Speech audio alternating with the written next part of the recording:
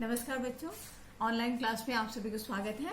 आज मैं आप सभी के लिए लेसन 2 क्लास 9 का लेसन 2 परीक्षा कहानी लेके आई हूँ, जिनका लेखक है प्रेमचंद जी। तो कहानी शुरू करने से पहले आप सभी को मैं प्रेमचंद जी के बारे में कुछ बताना चाहती हूँ। उनका जन्म कब हुआ, कहाँ हुआ, उनकी लाइफ स्टोरी के बारे में कुछ बताना जा रही हूँ।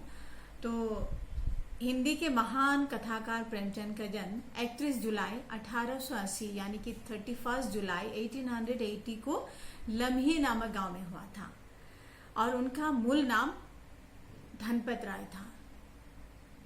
धनपत राय नाम था, पर उनकी जो फेमस नेम है प्रेमचंद जी, लेकिन उनका मूल नाम जो असली नाम होता है वो नाम है धनपत राय। तो अक्सर परीक्षा में आता है कि प्रेमचंद जी का मूल नाम क्या है, तो आप लोग क्या लिखोगे? धनपत राय। तो उनका बचपन बहुत ही अभावों में बीता था, बहुत ही गरीब थे वो लोग। तो उनकी पढ़ाई बीए तक ही हो पाई। बीए तक की पढ़ाई करने के बाद वे सरकारी नौकरी करने लगे, सरकारी विभागों में। उसके बाद उन्होंने, तब असहयोग आंदोलन चल रहा था देश में, तो उन्होंने क्या किया, असहयोग आंदोलन में कूद पड़े महात्मा गांधी के नेतृत्व से। तो अगर आंदोलन में कूद पड़ना है तो सरकारी नौकरी से भी इस्तीफा देना पड़ता है, यानी कि त्याग पत्र देना पड़ता है। तो उन्होंने क्या किया, नौकरी से त्याग पत्र देके वो असहयोग आंदोलन में जुड़ गए सक्रिय भाग से, यानी कि एक्टिव लीडर कहते हैं ना। तो उन्होंने तब उनकी जो लाइफ है तो वो पूरी तरह से लेखन कार्य में जुड़ गए, यानी कि लिखने, जैसे कुछ टॉपिक वगैरह लिखना हो तो वो लिखते थे। तो 8 अक्टूबर 1836 को इस महान साहित्यकार का देहांत हो गया था। तो इन्होंने अपनी लाइफ में क्या क्या लिखे थे, इनकी कहानियां हैं मानसरोवर, उसके 8 भाग हैं। मानसरोवर की कितने भाग है? 8 भाग, यानी कि 8 पार्ट्स है। तो उन 8 पार्ट्स के नाम है सेवा सदन, प्रेमाश्रम, रंगभूमि, कायाकल्प, निर्मला, गबन, कर्मभूमि और गोदान। तो उनके प्रमुख उपन्यास है। तो उन्होंने हंस, जागरण, माधुरी आदि पत्रिकाओं का भी संपादन किया था। संपादन यानी कि सेक्रेटरी, जो न्यूज़पेपर के सेक्रेटरी होते हैं ना, वो संपादक कहते हैं हिंदी में।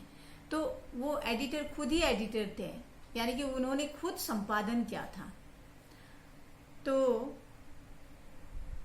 कथा साहित्य के अतिरिक्त प्रेमचंद ने निबंध एवं अन्य प्रकार का गद्य लेखन भी प्रचुर मात्रा में किया।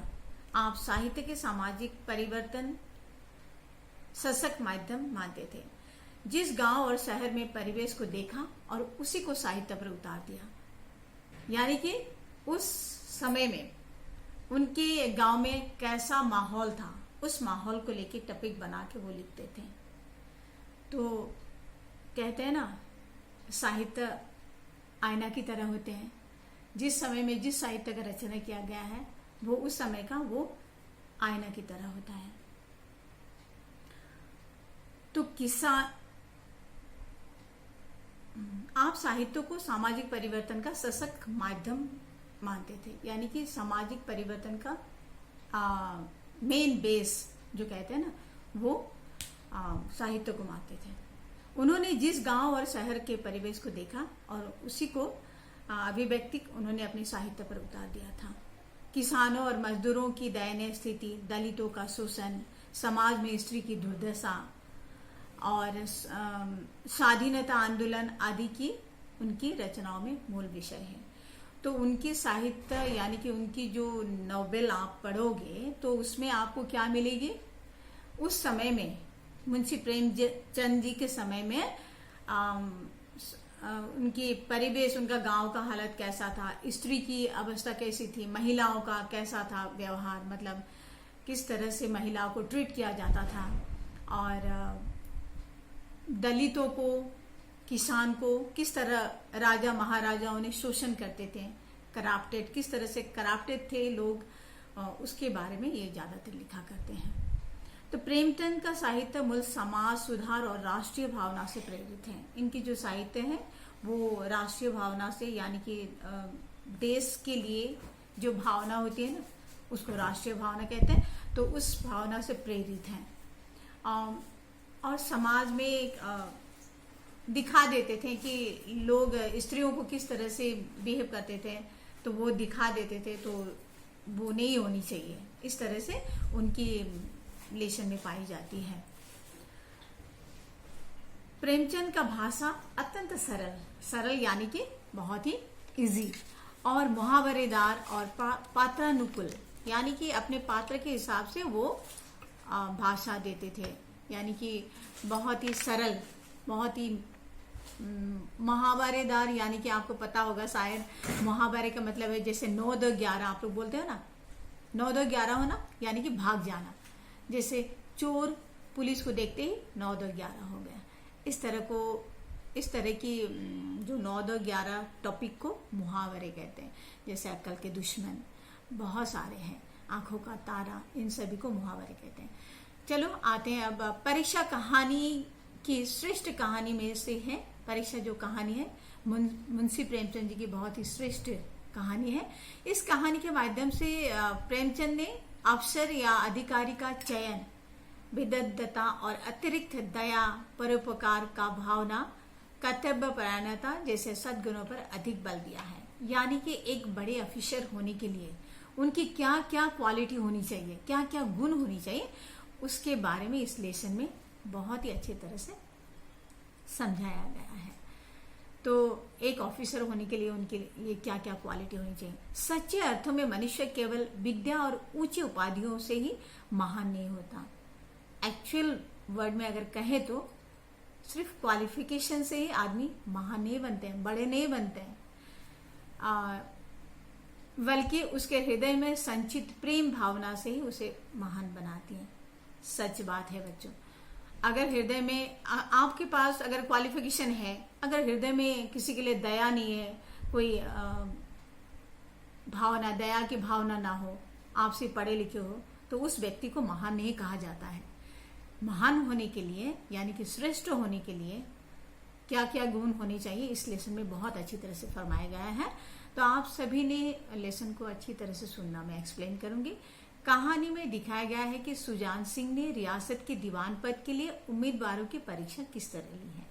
यहाँ बच्चों कहानी है परीक्षा कहानी, यानी कि परीक्षा तो आप लोग समझ गए होंगे, परीक्षा का मतलब एग्जामिनेशन। तो एग्जामिनेशन में किस तरह से आप लोग बैठते हो, किस तरह से लिखते हो, उसी तरह यहाँ एक देवगढ़ का मतलब रियासत का मतलब है एक राज्य, प्रांत। रियासत के लिए वो रियासत का नाम था देवगढ़, यानी कि वो राज्य का नाम था देवगढ़, और देवगढ़ का दीवान का नाम था सुजान सिंह। और सुजान सिंह क्या था, वो बूढ़े हो गया था। तो उसने क्या किया, उसने महाराज से जाके कहा कि मैं अब बूढ़ा हो गया हूँ, तो आपकी सेवा में मैंने 40 साल कटवाए हैं, तो भगवान ना करे इस बुढ़ी अवस्था में अगर कोई भूल चूक हो गई तो इस बुढ़ापे में दाग लगेगी, दग लग जाएगी, है ना। एक आदमी सारे जीवन उनकी बहुत ही नेक कामी में बिताया हो और बुढ़ापे में जाके कहीं भूल चूक हो गए तो उनको एक गिल्टी सी फीलिंग होती है, मतलब ऐसा नहीं होना चाहिए। तो उन्होंने ऑलरेडी ऐसा होने से पहले ही उन्होंने राजा साहब को कह दिया कि साहब जी, दीनबंधु यानी कि रेस्पेक्टेड पर्सन को दीनबंधु कहते हैं। तो दीनबंधु जी, मैं आपकी सेवा में 40 साल काम कर चुका हूँ, अब मुझे माफ कर दीजिए, मैं आप इस पद से मैं इस्तीफा देने जा रहा हूँ। तो उन्होंने, राजा साहब ने उनको मना कर दिया कि आप नहीं जा सकते, आप ये पद छोड़ के नहीं जा सकते, क्योंकि आपकी तरह लोग नहीं मिलेंगे। तो उन्होंने बहुत जोर किया, बहुत रिक्वेस्ट की कि मुझे इस पद में अब मत रखिए, क्योंकि मैं बूढ़ा हो गया हूँ, कहीं भूल चूक हो गई है ना। तो इसके लिए उन्होंने क्या किया, राजा साहब ने उन पर एक शर्त रखा। क्या शर्त रखा कि हाँ ठीक है, आप जा सकते हो, बट आपको ही दीवान पद के लिए एक नया दीवान का चुनना होगा, यानी कि नया दीवान का सिलेक्शन आप ही को करना होगा। तो ये एक शर्त रख दी, यानी कि आप लोगों को यहाँ बहुत सारे क्वेश्चन आ जाएंगे इस टॉपिक पे। एक आएगा, देवगढ़ का दीवान कौन था, और एक आएगा राजा साहब ने सुजान सिंह से क्या शर्तें रखी थी। ये तो देवगढ़ का दीवान आपको पता चल गया सुजान सिंह है। तो राजा साहब ने सुजान सिंह पर क्या शर्त रखी थी कि ठीक है, आप दीवान पद के लिए दीवानगी को आप ही को चुनना होगा, है ना। ये 2 क्वेश्चन का आंसर है, ध्यान से सुनना। राजा साहब अपने अनुभवशील और नीति कौशल दीवान का बड़ा आदर करते थे। राजा साहब क्यों ना आदर करें। 40 साल एक आदमी ने किसी आदमी के साथ काम किया हो तो वो ऑलरेडी फैमिली के जैसे हो जाते हैं, है ना बच्चों। तो राजा ने उनको, बड़ा ही बूढ़े भी हो गए थे, तो उन्होंने बहुत ही आदर से उनका सम्मान करते थे। उन्होंने बहुत समझाया, लेकिन जब दीवान साहब ने ना माना तो हार मानकर उन्होंने प्रार्थना स्वीकार कर ली और उन्होंने ये शर्त रख दी। तो दूसरे दिन देश के प्रसिद्ध पत्र में विज्ञापन निकाल दिया। यानी कि विज्ञापन का मतलब बच्चों एडवर्टाइजमेंट। जैसे अब कोई भी इंटरव्यू के लिए पहले हम लोग को, जैसे रेडियो पे एक होता है ना, इतने तारीख इंटरव्यू है, आप लोग फॉर्म फिलअप कीजिए।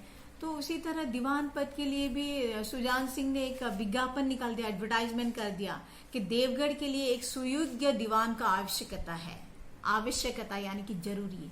देवगढ़ के लिए एक नया और बहुत ही सुयोग्य यानी कि क्वालिटी वाला, देवगढ़ के लिए क्वालिटी वाला दीवान का जरूरत है। इस तरह से वो एडवर्टाइजमेंट छोड़ दिया। तो जो सज्जन अपने को इस काम में योग्य समझे वे वर्तमान दीवान सरदार सुजान सिंह की सेवा में उपस्थित हो। जो कोई को इस पद के लिए अपने को खुद को रेस्पॉन्सिबल समझते हैं वो आके सुजान सिंह से मिल सकते हैं। इस तरह का एक विज्ञापन छोड़ दिया। यह जरूरी नहीं कि वहां पे, और ये भी लिखा हुआ था कि ये जरूरी नहीं है कि वो ग्रेजुएट है, ग्रेजुएट BA पास, वो पद के लिए BA पास होने की जरूरत नहीं है, मगर उन्हें पुष्ट होना आवश्यक है। पुष्ट यानी कि हेल्दी होना बहुत ही आवश्यक है, इम्पोर्टेंट। 1 महीने तक उम्मीदवारों का रहन सहन, आचार विचार की देखभाल की जाएगी। यानी कि जो कोई भी इस पद के लिए आएगा उनको 1 महीने के लिए एक जगह रखे जाएंगे। उनकी सब एटीट्यूड, उनकी जो क्वालिटी है, सब 1 महीने में उनको देखा जाएगा कि लोग किस, वहीं में से वो सुजान पद के लिए सिलेक्शन किया जाएगा। तो जो कोई भी इंटरेस्टेड है इस विज्ञापन, इस फॉर्म फिलअप कर दें और आप लोग आ सकते हैं। 1 महीने तक उन सभी को वहां खाना पीना मुफ्त यानी कि फ्री। जो वहां से परीक्षा में पूरे उतरेंगे वे इस उच्च पद पर सुशोभित होंगे। यानी कि ये दीवान, एक रियासत का दीवान होना कोई मामूली बात नहीं है, बहुत ही बड़ा पद है, बहुत ही बड़ा रैंक है। तो इसके लिए तो कुछ जरूरी होती है ना, तो इसीलिए 1 महीने का टाइम लगा दिया। इस विज्ञापन ने सारे मुल्क में हलचल मचा दी। इस एडवर्टाइजमेंट में सारे रियासत, सारे मुल्क यानी कि देश में हलचल मचा दिया। तो ऊंचा पद और किसी प्रकार का कैद नहीं, केवल नसीब का खेल है। सैकड़ों आदमी अपना अपना भाग्य परखने के लिए चल पड़े। यहाँ सबसे बेस्ट बात ये थी कि वो ग्रेजुएट भी नहीं चाहिए, और सबसे बड़ी बात थी, और इतना बड़ा ऊंचा पद, तो सभी का मन होगा ना इस पद में जाएं।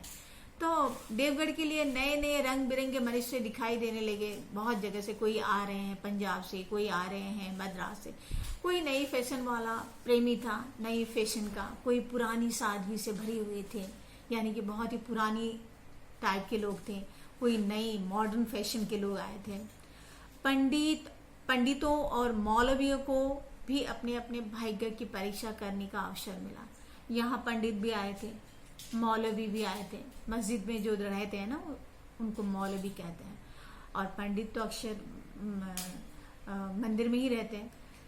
सरदार सुजान सिंह ने इस महानुभावों के आदर सत्कार का बड़ा अच्छा प्रबंध कर दिया था। इनका रहने का लिए बहुत ही अच्छा प्रबंध कर दिया था। प्रत्येक मनुष्य अपने जीवन की बुद्धि के अनुसार अच्छे रूप दिखाने की कोशिश करता था। जो कोई आए थे, सभी सोच रहे थे भाई 1 महीने की तो बात है, चलो हम एक्टिंग ही कर लेते हैं, कोई अच्छा खासा, है ना।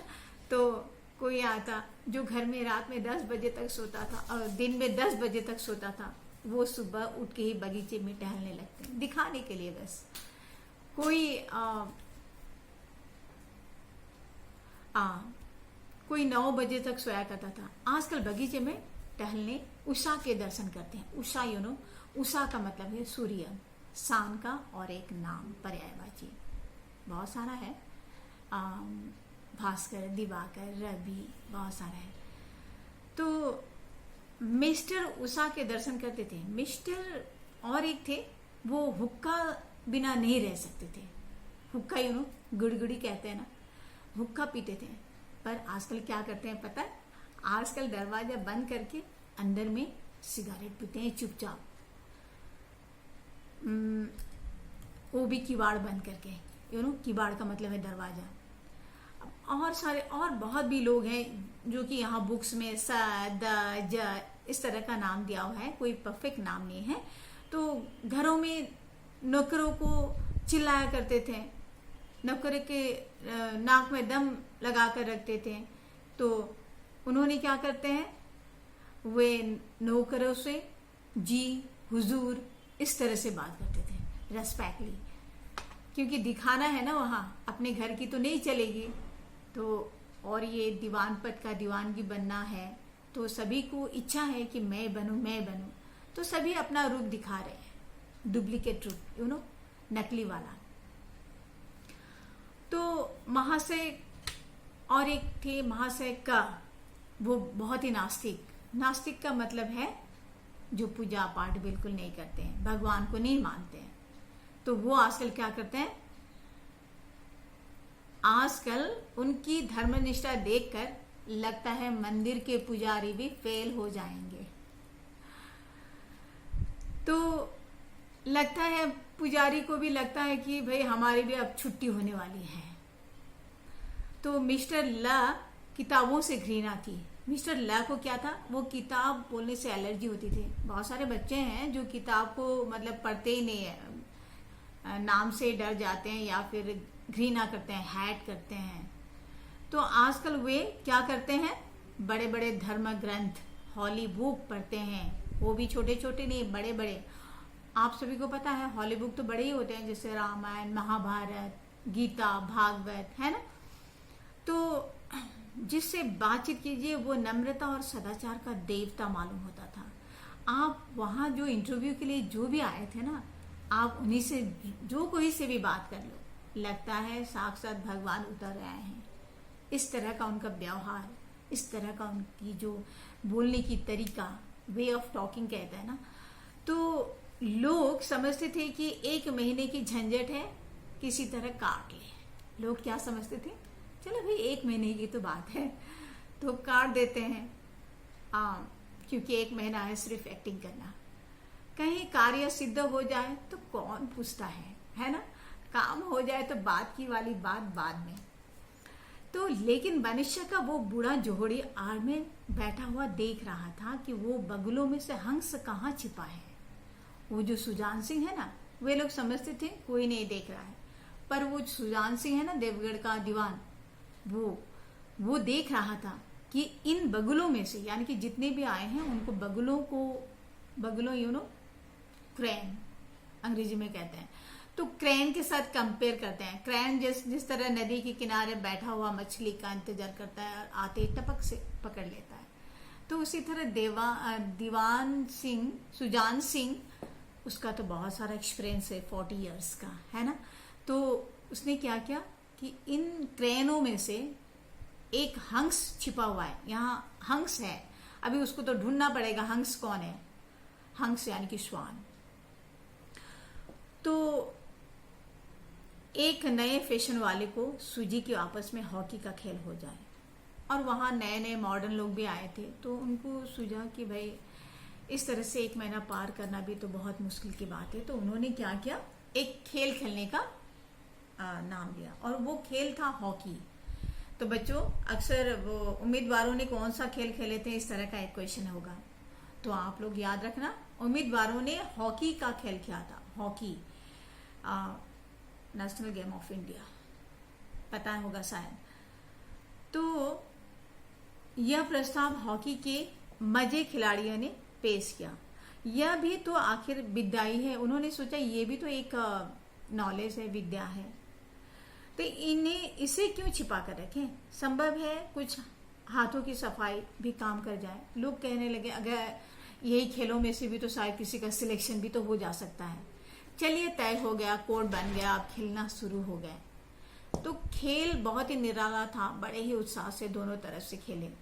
धावे के लोग जब गेंद को तेजी से उड़ाते ऐसे जान पड़ता था कि कोई लहर बढ़ती चली आई हो। इस तरह से बहुत ही मजेदार खेला हुआ। और संध्या का समय जब हो गया तो संध्या तक धूमधाम से खेले, और जब संध्या हो गया तो लोग पसीने से तर हो गए थे। खेलने के बाद तो अक्सर होते हैं स्वेटिंग वगैरह, है ना, तो सभी लोग भीग गए थे। खून की गर्मी आंखों और चेहरे में झलक रहे थे, सब लाल जैसे दिखाई रहे थे। जैसे आप लोग बच्चों खेलने के बाद आपके चेहरे कैसे होते हैं पता है ना, लाल हो जाते हैं और पूरे बदन पसीने से तर हो जाता है, यानी कि पूरा पसीना पसीना हो जाते हैं और हाफते हैं लाइक दैट, है ना। तो इस तरह से आप लोग जब खेलते हैं तो ऐसा होता है, तो उनका भी यही हाल था। तो लेकिन हार जीत का निर्णय ना हो सका, कौन जीता कौन हारा इसका निर्णय यानी कि डिसीजन नहीं हुआ। अंधेरा हो गया। इस मैदान का जरा दूर हटकर एक नाला था। ये जो मैदान था ना जहाँ खेल रहे थे उससे थोड़ा दूर हटके एक नाला, ड्रेन था। तो खेल अभी बंद हुआ था और खिलाड़ी लोग बैठे दम ले रहे थे, दम यानी कि रेस्ट ले रहे थे, खेला फिनिश। और एक किसान अनाज से भरी हुई गाड़ी उस नाले से होता हुआ आया, लेकिन कुछ तो नाले में कीचड़ था और कुछ चढ़ाई इतनी ऊंची थी कि गाड़ी ऊपर न जा सकी थी। और नाले में क्या थी? कीचड़ माड, कादा बोलते हैं ना बंगाली में, कादा, तो वही था, कीचड़ था। और वो जो ठेला था, वो किसान का जो गाड़ी था, वो पूरा अनाजों से यानी कि फसल से भरी हुई थी, पूरे पैक था। तो थोड़ा ऊंचाई भी थी, थोड़ा आप भी था, तो गाड़ी ऊपर नहीं जा सकी। कुछ चढ़ाई थी तो ऊपर नहीं जा सकी। और वो कभी बैलों को ललकारता, कभी पहियों को हाथों से धकेलता, लेकिन बोझ अधिक होने के कारण गाड़ी खींचकर नीचे आ जाती थी। बेचारा इधर उधर निराश होके वो गाड़ी ठेलता था पर जाता नहीं था। अकेला था, वो हाकेगा ना गाड़ी ठेलेगा, वो प्रॉब्लम होती है ना एक आदमी को ऊंचाई पे चढ़ाने। गाड़ी अकेले छोड़कर वो कहीं जा भी तो नहीं सकता था, विपत्ति में फंसा हुआ था बेचारा। तो इसी बीच ने खिलाड़ी हाथों में डंडे लिए झूमते झामते ऊपर से निकले। और जो खिलाड़ी आए थे, जो खेल के जो पसीने से तर हुए थे, वो झूमते झामते नीचे उतर रहे थे। किसी ने किसान उसकी तरफ सहमे हुए आंखों से देखा, परंतु किसी ने मदद मांगने का साहस न हुआ। बेचारा सहमी हुई आंखें से, उसका आंख देखने से आपको पता चलेगा कि ये मदद मांग रहा है, पर वहां जो जितने भी खिलाड़ी थे उनको उस पर नजर नहीं गया और वो वहां से चले गए। तो खिलाड़ियों ने भी उसको देखा, मगर बंद आंखों से, खुली आंखों से किसी ने भी नहीं देखा। तो उसमें सहानुभूति का नाम था। खिलाड़ियों ने भी उसको देखा मगर बंद आंखों से, उसमें सहानुभूति का नाम न था। यानी कि सहानुभूति यानी कि हेल्प जो होते हैं ना, हेल्प करने वाले, मदद वाली आंखें पहले ही समझ जाती है। जिसको मदद करना है ना, वो उसके आंखें से आपको समझ में आया ये बंदा हमको मदद करेगा। तो लेकिन उसी समूह में से एक ऐसा मनुष्य था जिसके हृदय में दया थी और साहस।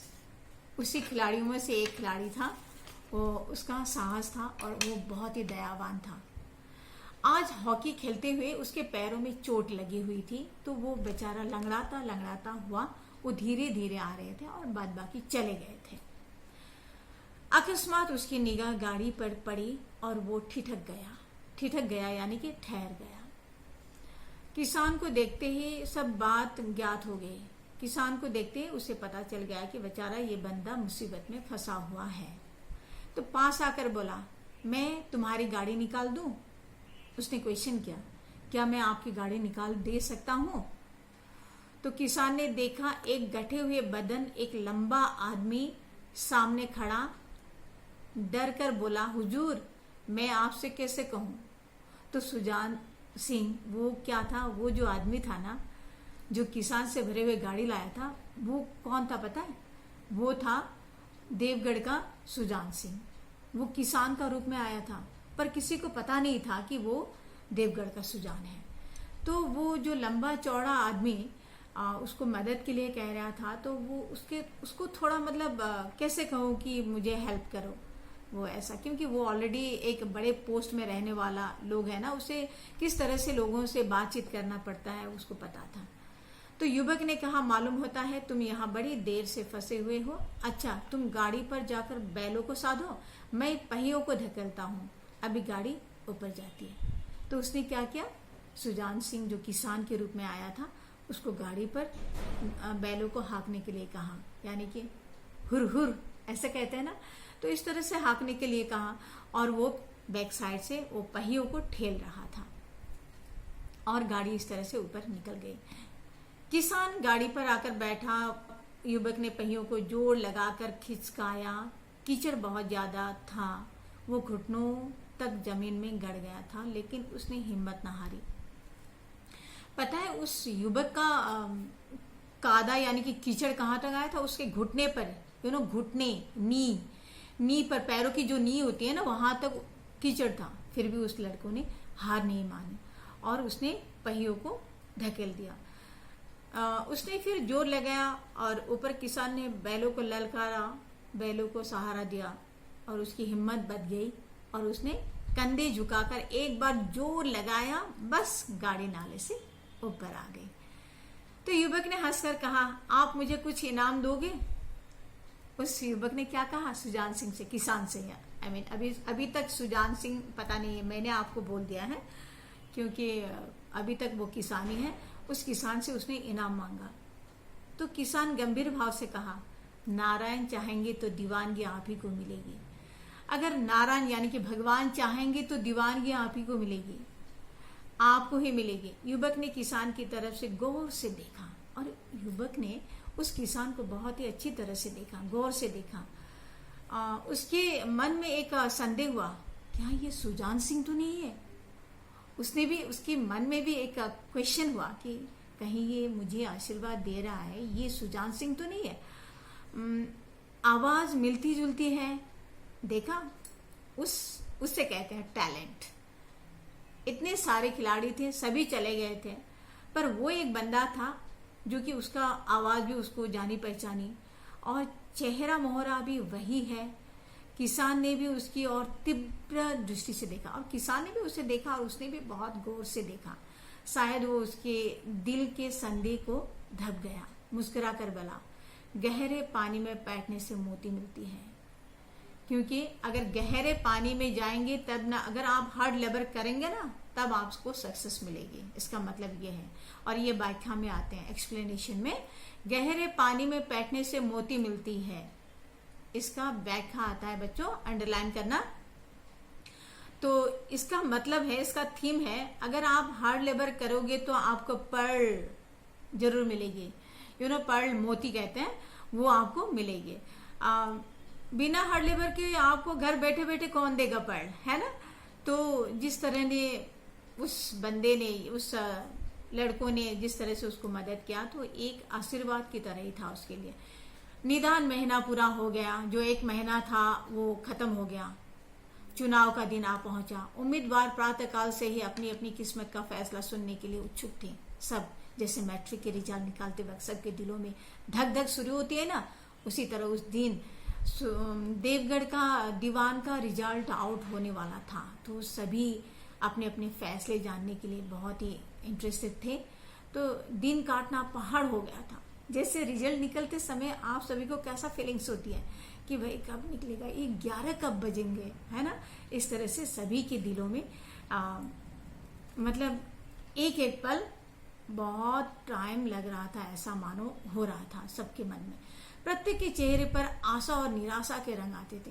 प्रत्येक के चेहरे पर positive and negative, Asha and निराशा तो आए थे। कोई कहते हैं शायद मैं ही होऊंगा, कोई कहते हैं मैं नहीं होऊंगा। तो इस तरह के अपने अपने मन में बहुत सारे क्वेश्चन, बहुत सारे सवाल पैदा हुए थे। नहीं मालूम कि आज किसके नसीब जागेंगे, न जाने किस पर लक्ष्मी की कृपा दृष्टि होगी। सब मन में सोच रहे हैं, पता नहीं आज किसका भाग्य खुलने वाला है, किसका लॉटरी लगने वाली है, किसकी तकदीर सजने वाली है। तो संध्या का समय राजा साहब का दरबार सजाया गया। जो राजा का दरबार था वो बहुत ही अच्छी तरह से सजाया गया, उनको वो की डेकोरेशन किया गया, क्योंकि आज कोई नया रियासत का, देवगढ़ का दीवान चुनने वाला है। तो आज वो सिलेक्शन होगा, तो कोई भी एक जैसे हमारे भारत के प्रधानमंत्री मोदी जी जब सिलेक्शन हो गया, प्राइम मिनिस्टर होंगे, तो उनकी शपथ लेने के लिए जिस तरह से डेकोरेशन किया गया था, उसी तरह भी आज दीवान पद के लिए वो दरबार, राजा का दरबार सजाया गया था। तो संध्या का समय राजा साहब का दरबार सजाया गया। शहर के रईस और धनाढ़े लोग, राजा के कर्मचारी, दरबारी और दीवानी उम्मीदवारों के समूह सभी रंग बिरंगी सज धज बनाए आ विराजे। और उस अनाउंसमेंट के लिए, उस देवगढ़ के दीवान के लिए जो अनाउंसमेंट होने वाला था, तो रिजल्ट निकालने वाला था, उसके लिए राजा साहब ने शहर के बड़े बड़े लोग, नामी लोग, धनवान, जो कि रिच लोग को बुलाए गए, और वहीं दरबार के कर्मचारी, दीवानी, सभी उम्मीदवार को भी वहां अपने अपने कपड़े से सजे हुए, रंग बिरंगे कपड़े से सज धज कर वहां सब आ विराजे। उम्मीदवारों के कलेजे धड़क रहे थे, क्यों ना धड़केंगे, क्योंकि आखिर रिजल्ट निकलने वाला है। तो सब सरदार सुजान सिंह खड़े होकर कहा, मेरे दीवान के उम्मीदवारों महाशय, मैंने आप लोगों को जो कष्ट दिया उसके लिए क्षमा कीजिए। तो सुजान सिंह ने क्या कहा, मैंने 1 महीने रख के आपको जो कष्ट दिया था उसके लिए मैं क्षमा चाहता हूं।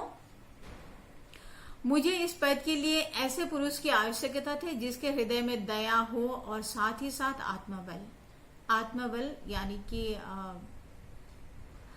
मन में एक पॉजिटिविटी, विश्वास, दृढ़ विश्वास, कॉन्फिडेंस, वो हेल्दी हो, जिसपे कॉन्फिडेंट हो, ऐसे वाले युवक की तलाश थी उनको। तो जो उदार हो, आत्मबल हो, वही आपत्ति और वीरता के साथ सामना करे, जिसके हृदय में उदारता हो, जिसमें आत्मबल हो और जो वीर हो, ताकि वो कोई भी आपत्ति में आ खड़ा हो सके, सामना कर सके। इस रियासत के सौभाग्य से हमको एक ऐसा पुरुष मिल गया है, ऐसे गुण वाले संसार में बहुत कम होते हैं। तो सुजान सिंह कहते हैं कि इस पद के लिए मुझे एक ऐसा पुरुष मिल गया है ऑलरेडी, वो बहुत ही गुणवान है, और ऐसे गुणवान लोग संसार में बहुत कम मिलते हैं। तो ऐसे गुणवान संसार में कम होते हैं, और जो हैं वे कीर्ति और मान के शिखर पर बैठे हुए हैं, उन तक हमारी पहुंच ही नहीं है। मैं रियासत को पंडित जानकीनाथ शाह दीवान पानी को बधाई देता हूँ। यानी कि पंडित जानकीनाथ, जो कि आपको वो गाड़ी धकेल रहा था, उसका नाम था पंडित जानकीनाथ, तो उसे ही दीवान पद के मिल गया, रिजल्ट हो गया। कितनी बड़ी लक है ना उसका। वो एक गाड़ी धकेल दें। देखो बच्चों, छोटी छोटी बातों पे नजर होती है इंटरव्यू में, तो आप लोग को ध्यान रखना चाहिए कि जिस तरह से सुजान सिंह ने पंडित जानकीनाथ का सिलेक्शन किया, उनके सिलेक्शन पे एक उनकी गाड़ी धक्कल दे, वो बेचारा, उसको चोट लगा था, पैर पे लंगड़ाते हुए आया था, तो फिर भी उसने उसको मदद किया था, क्योंकि उसके हृदय में दया थी, दया की भावना थी, इसीलिए वो ये कर पाया। अदरवाइज बाकी बहुत सारे थे, उनको नजर नहीं आ रहा था, है ना। तो रियासत के कर्मचारी और रईसों ने पंडित जानकीनाथ की तरफ देखा और उम्मीदवारों के दल की आंखें उधर उठी, मगर उन आंखों में सत्कार था और इन आंखों में ईर्ष्या। पंडित जानकीनाथ के आंखों में सत्कार था, और जो बाकी नहीं मिलने वाले थे उनके आंखों में क्या थी? ईर्ष्या। ईर्ष्या यानी कि हिंसा। तो सरदार साहब ने फरमाया, आप लोगों को यह स्वीकार करने में कोई आपत्ति न होगी कि जो पुरुष स्वयं जख्मी होने पर एक गरीब किसान की पूरी तरह फंसी हुई गाड़ी को दलदल से निकाल देते हैं, यानी कि दलदल, कादा, मड, कीचड़ से निकाल देते हैं, वो ऊपर चढ़ाए और उसके हृदय में साहस, आत्मबल और उदारता का निवास है। तो सुजान सिंह उसी पल समझ गया था कि ये बंदा कुछ खास है, ये खास है, इसके हृदय में आत्मबल है, वरना ये पैर में चोट लगने की वजह से भी वो रुक सकता था, पर वो नहीं रुका। ऐसे आदमी गरीबों को कभी नहीं सताएगा, ऐसे वाले आदमी गरीब को कभी नहीं सताएगा। उसका संकल्प दृढ़ है जो उसके चित्त को स्थिर रखेगा।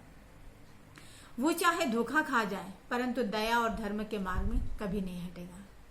वो इस तरह का बंदा था पंडित जानकीनाथ। तो यहाँ से आप सभी को बहुत सारे क्वेश्चन मिलेंगे। पहले तो क्वेश्चन है, परीक्षा कहानी में किस पद के लिए परीक्षा ली गई थी? आपको पता है, दीवान पद के लिए। तो दीवान साहब के सम्मुख क्या शर्त रखी गई थी? इस तरह की क्वेश्चन होंगे। तो आपको पता होगा कि दीवान सुजान सिंह ने राजा साहब ने सुजान सिंह को एक शर्त रखा था। वो शर्त ये था कि नए जो दीवान सिलेक्शन होगा, जो चुनना होगा, तो उन्हीं को चुनना पड़ेगा। ये एक शर्त रखा था, तब जाके उनको छुट्टी मिलेगी। दीवान पद के लिए उसका चयन, दीवान पद के लिए किसका चयन किया गया? पंडित जानकीनाथ। अभी मिल गया ना? तो स्टोरी आपको कैसी लगी जरा कमेंट करके बताना। उससे पहले मैंने शब्दार्थों पे गौर करना, और बहुत सारे क्वेश्चन है, जैसे यहाँ बहुत सारे जगहों से उम्मीदवार आए थे, उनकी कैसी कैसी आदतें थे, उस तरह से क्वेश्चन आ सकते हैं। और पंडित जानकीनाथ में कैसी क्वालिटी थी, कैसी गुण थी? वो हिष्ट पुष्ट थे, हेल्दी थे, भावना से बहुत, उनकी मन की भावना बहुत दया वाले भावना के थे, बहुत ही, क्योंकि ऐसे वाले व्यक्ति किसी को सताते नहीं है। सुजान सिंह और भी बहुत है। यहाँ से व्याख्या भी मैंने कह दिया है कि गहरे पानी में बैठने से मोती मिलती है, उन आंखों में सत्कार था, इन आंखों में ईर्ष्या। इस तरह से बहुत सारे व्याख्या आएंगे यहाँ से। तो बच्चों, अब मैं थोड़ा शब्दार्थ पे जाती हूँ। आप रियासत का मतलब पता याद करना। जैसे एक उर्दू वर्ड है रियासत, तो रियासत का मतलब है राज्य। आप लोग प्रांत कहते हैं ना, राज्य, जैसे असम राज्य। वो प्रबंध यानी कि व्यवस्था। प्रबंध, अच्छा, वो एक्चुअल हिंदी वर्ड है प्रबंध। प्रबंध यानी कि इंतजाम, प्रबंध, व्यवस्था। सुंदर प्रबंध किया गया है, सुंदर व्यवस्था किया गया है। नास्तिक, ईश्वर पर विश्वास न रखने वाला, जो भगवान की बातें विश्वासी ना करता है, उसको नास्तिक कहते हैं। ये एक वर्ड में, एक वर्ड का भी एक ऐसा है, ईश्वर पर विश्वास न रखने वाले लोग क्या कहते हैं? नास्तिक। ये वन वर्ड में आते हैं। पदच्युत यानी कि बर्खास्त करना, डिसमिस इंग्लिश में कहते हैं। घृणा, नफरत। अवस्था, दशा, उम्र, उसकी अवस्था कहते हैं ना, अवस्था यानी कि दशा, उम्र।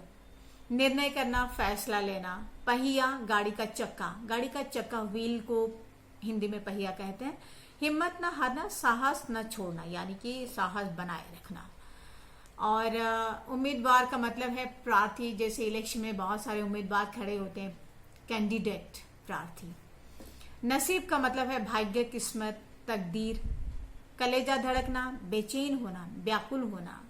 जिस तरह से रिजल्ट आउट होने के समय में आप सभी के कलेजे धड़कते हैं ना, उसको क्या कहते हैं? कलेजे धड़कना कहते हैं।